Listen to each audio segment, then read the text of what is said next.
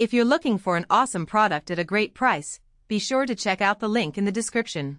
Overnight, Russian attacks on Ukraine resulted in a tragic loss of life. Ukrainian President Volodymyr Zelenskyy reported at least 22 deaths and 85 injuries across 73 cities and villages. This grim toll follows closely on the heels of renewed calls for a ceasefire, with U.S. President Donald Trump issuing a stark warning to Moscow just hours before the attacks. Among the targets were a hospital in Kamiansk, where 3 people, including a pregnant 23-year-old woman, perished, and a civilian penal colony in Zaporizhia, which was deliberately struck, according to President Zelenskyy. The Ukrainian leader directly linked these attacks to Moscow's refusal of a long-overdue ceasefire, calling for significantly harsher sanctions to force Russia to end the violence and pursue peace. While expressing gratitude to President Trump and other world leaders for their pressure on Russia, President Zelenskyy underscored that peace remains elusive unless Russia halts its aggression and ceases its torment of the Ukrainian people. The Kremlin, in its initial response to Trump's statements, acknowledged the comments but reaffirmed its continuation of the special military operation in Ukraine. President Zelenskyy's top aide, Andriy Yermak, further condemned Russia's actions, characterizing them as a strategy to destroy Ukraine as a state and highlighting the ongoing support Russia receives from North Korea and Iran in circumventing sanctions.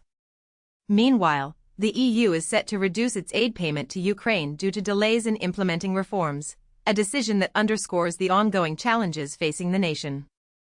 In a separate development, Ukraine has broadened its recruitment efforts by allowing individuals over 60 to join the armed forces in non-combat roles. The EU and US are still working to clarify the details of their recently signed trade deal, with discrepancies emerging between the two sides' interpretations of certain provisions, particularly concerning digital services taxation. U.S. Commerce Secretary Howard Lutnick lauded the deal as a masterclass by President Trump, while European officials acknowledged its imperfections. A business associate of Russian oligarch Roman Abramovich, Eugene Schvidler, failed in his attempt to overturn UK sanctions. In other international news, Poland charged a Colombian national with carrying out arson attacks on behalf of Russian intelligence services, highlighting the ongoing covert operations connected to the conflict. The devastating images emerging from the overnight attacks paint a stark picture of the ongoing suffering in Ukraine, even amidst international efforts to pressure Russia towards a peaceful resolution. The EU continues to monitor the situation in Gaza, weighing potential measures including the partial suspension of Israel's participation in the Horizon Europe science program.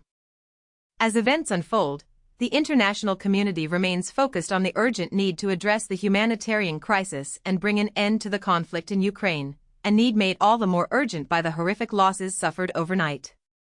The situation remains fluid, and developments are expected to continue emerging throughout the day, impacting both the conflict in Ukraine and the broader international landscape.